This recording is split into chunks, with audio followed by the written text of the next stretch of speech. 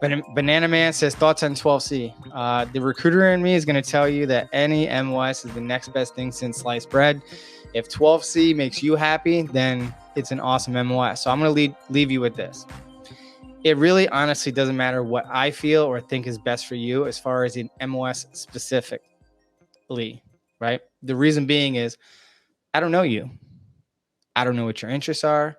I don't know what your plans and goals and aspirations are. What do you want to do in the future? What are your dislikes? What are your deal breakers?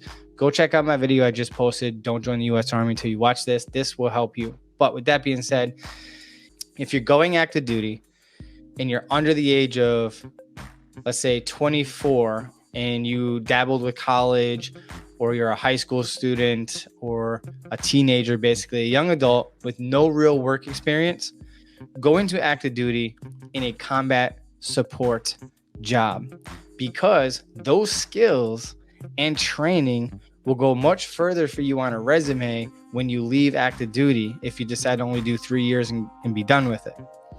That's setting you up for post-Army service.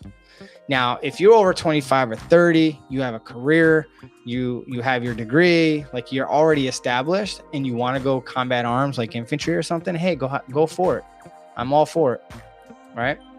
Because you already have a baseline. You already have that experience and everything that goes along with it. Now, if you're going guard or reserve, in my humble opinion, it really doesn't matter about your job, right?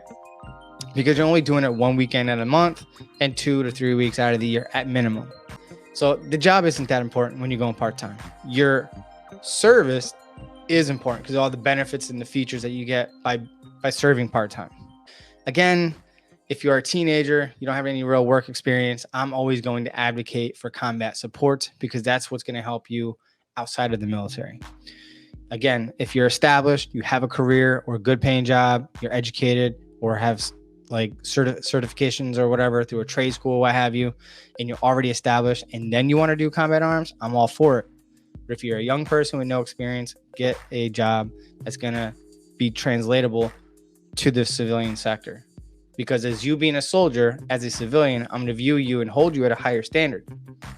You're going to be viewed as being reliable, dependable, punctual. You're going to show up on time, possibly some leadership training under your belt. I know you're going to be a team player. You work well. You do what you're told with minimal questioning, unless it's crazy. You know what I'm saying?